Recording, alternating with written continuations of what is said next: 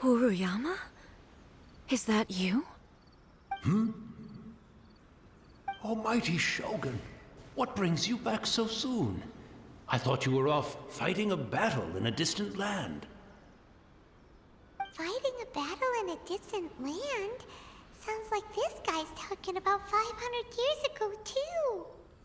Allow me to introduce Furuyama.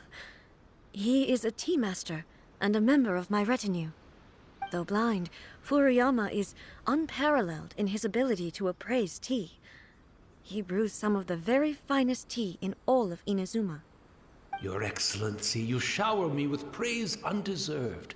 I have simply had the good fortune to be in Your Excellency's presence long enough to become acquainted with all the skills that are required of me. It sounds like the Almighty Shogun has brought a guest. I'm afraid I'm unable to serve you any respectable refreshments on account of the current situation. But please, sit and rest. After all, it's quite a mess out there. What should we do? Oh, yeah. Sheesh. There's monsters everywhere out there. It's pitch black and loads of people have been injured. I see. So, they have fought their way this far already. Most of the residents in this neighborhood have already escaped. They wanted to take me with them, but it seemed rather pointless to me. So, I decided to stay. And now the Almighty Shogun is here, I have even less reason to run away. Imagine if this was something that even the Almighty Shogun was powerless to resolve. Where could I possibly run to then? People flee out of a desire to live on, and the desire to live on stems from a feeling of having unfinished business in life. But me, I have no such thoughts, and I have no regrets. The Almighty Shogun often speaks to me about her dreams over tea. Just listening to her stories, I've been blind for many years, but her vivid descriptions took me on a splendid journey to all the most beautiful places in Inazuma. Over time, I've come to understand her mindset. Quite the romantic at heart, a true dreamer. One thing she always says is, good things don't last forever. Everything changes, fades, disappears completely over the passage of time. And so, people must make the most of the life they have, seize the chance to enjoy it while it lasts, and have no regrets in the end.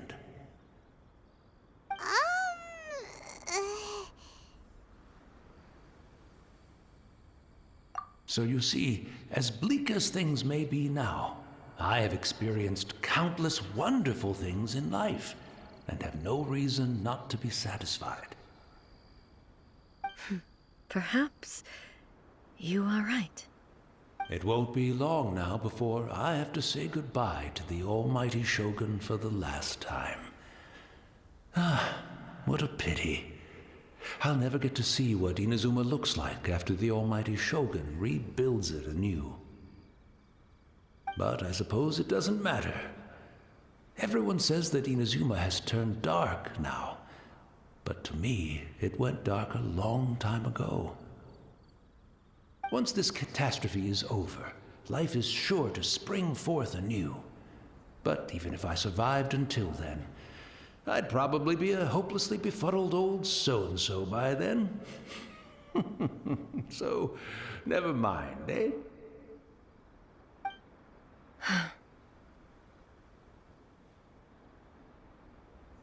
Oh, goodness me.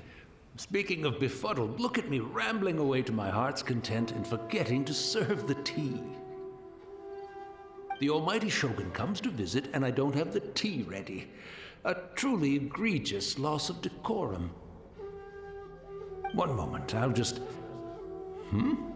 Where in the world is the tea set? I hope the others didn't smash it to smithereens in their hasty departure.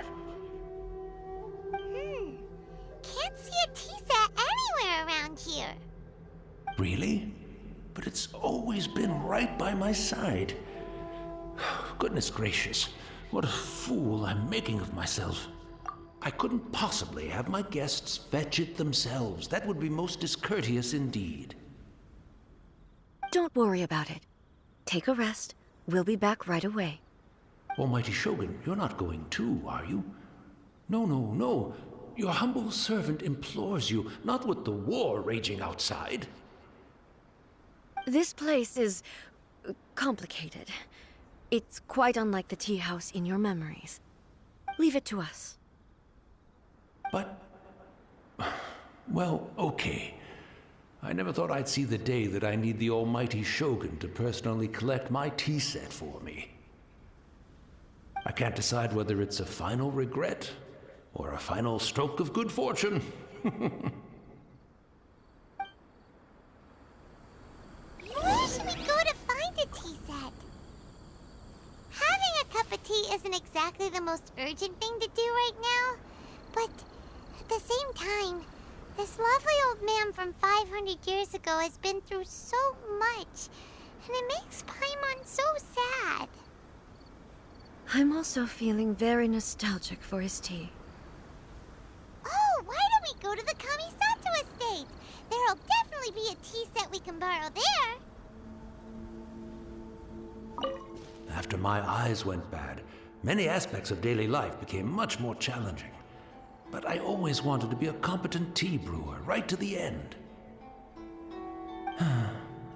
But now, it looks like I have to rely on you.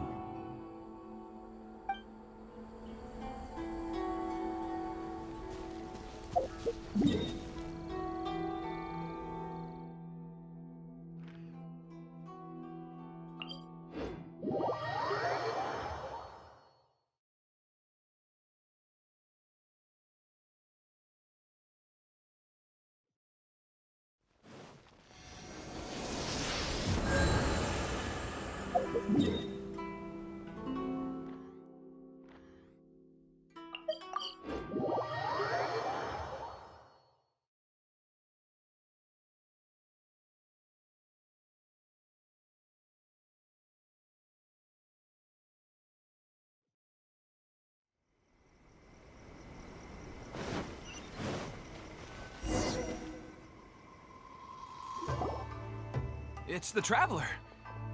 And the almighty Shogun. How might I be of assistance, Your Excellency? I wish to borrow a tea set from the Yashiro Commission. Oh, sure. I'll fetch that for you right away. Please step into the courtyard and have a rest, almighty Shogun. Oh, and I'll inform my lord about your visit immediately. Ah, and the tea set. I'll bring that here as soon as it's ready. Be at ease. I'm not here to see Commissioner Kamisato. Actually, I'd prefer to spend this time chatting with the Traveler. Please, fetch the tea set at your convenience. No. I am your humble servant.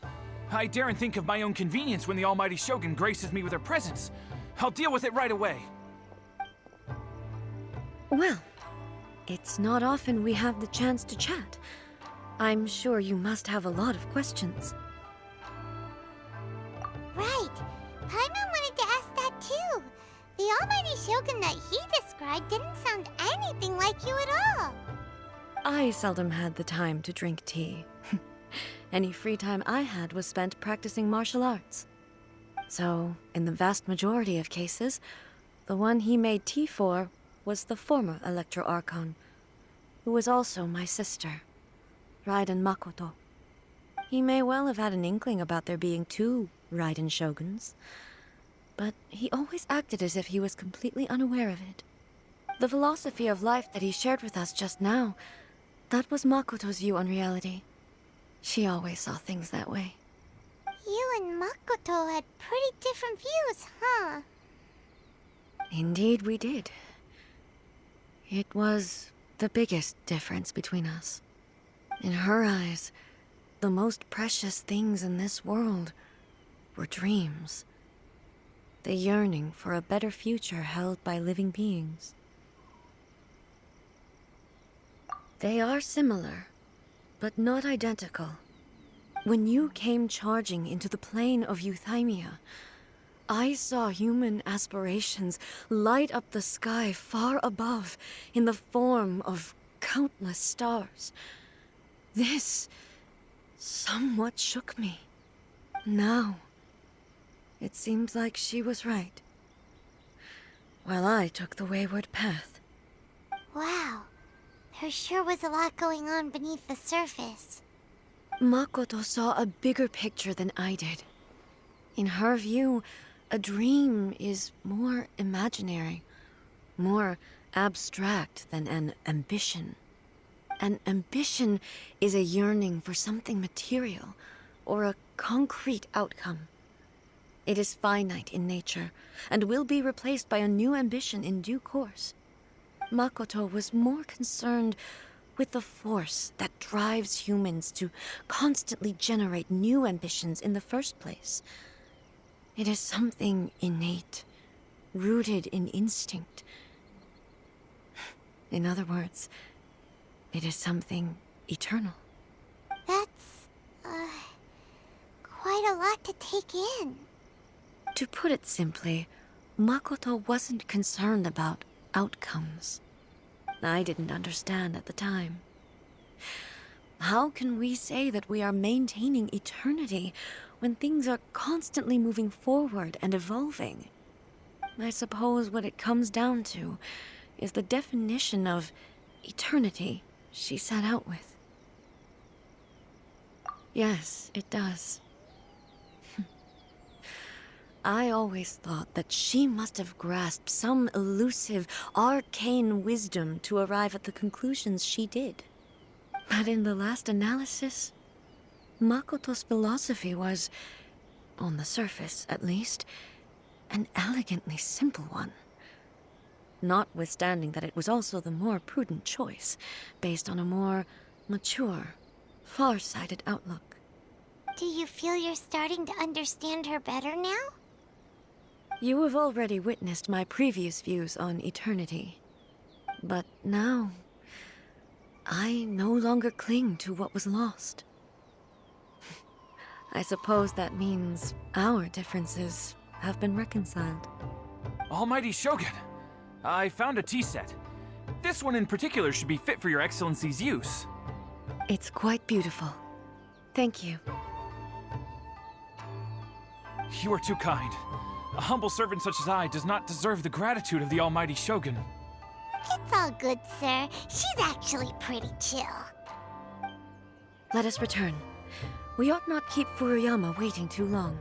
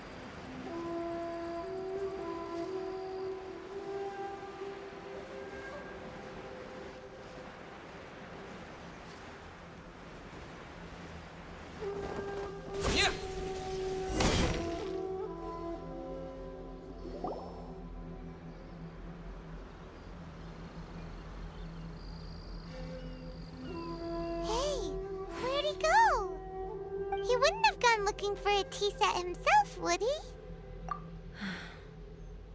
Or perhaps the ley lines did not have the power to sustain him for very long, as was the case with the memory we saw earlier. So we won't get to drink his tea?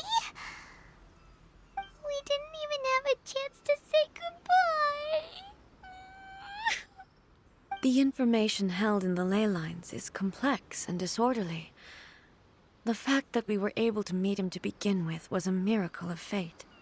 Mm-hmm. Well, this chance won't come often, and we do have a tea set. Perhaps I should try my hand at making us a pot of tea. I've watched Furuyama brew tea on many occasions. I doubt I should have any major problems doing it myself. The tea is ready. Please give it a try. So many thoughts were racing through my head as I was brewing it. I'm not sure how to explain it. You're right. But the things we've seen today have brought back many memories for me. I've been reminded of many people, too. Kitsune Saigu, Makoto, and all the other friends who I watched pass even further back. Back at the Yashiro Commission, I kept the conversation reasonably lighthearted. But now, I'd like to broach a heavier topic, if I may. The events of 500 years ago not only robbed me of my friend, Kitsune Saigu, they also took Makoto away from me, for good. She died in that disaster too? Yes. She went to Conria alone, without telling me. Unlike me, Makoto was no martial artist. Whenever similar crises had arisen in the past, I was always the one to face them in her stead. But this time, the circumstances were so grave that Makoto had no choice but to leave me behind. Or perhaps it was more that she went ahead of me, put herself in front of me, so that I would remain hidden. In any case, by the time I realized what was happening, yes, it was too late.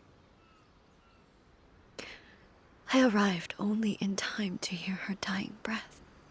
She had already lapsed into unconsciousness by that point, so all I could do was enter into her mind. As far as you're concerned, it would be somewhere similar to the plane of Euthymia. It was there that we bid each other a final farewell. I cried bitterly. Even in those final moments, I couldn't understand her actions. Why did she go to Conria first, and not I? Why did she keep me in the dark about it? Was it to shield me? It was there and then that I resolved to pursue eternity. As a testament to that decision, I saved her realm of consciousness just before it collapsed completely and brought it back to Inazuma. That's quite a story. When I returned to Inazuma, I was shocked to find that a great sakura tree had appeared on Mount Yogo. The tree that you know as the sacred sakura. That's exactly what everyone back then told me as well. That it had existed since time immemorial. They were so matter-of-fact about it, and couldn't at all understand what I was so surprised about. No one questioned it, and yet its presence contrasted so starkly with the area as I remembered it. It seemed as if I was the only one to have noticed it appear suddenly out of thin air. In the end, I simply had to accept that it was a miraculous effect of Makoto's consciousness. With the help of the sacred Sakura's power, I was finally able to overcome the monsters and quell the disaster in Inazuma. This is all really hard to understand. Kinda beyond Paimon's level. Yes. She had such a great love for this land and for its people. In this respect, I still do not compare to her. I once told myself that I would never speak of these events again. Facing the fact that she is gone is unbearably painful.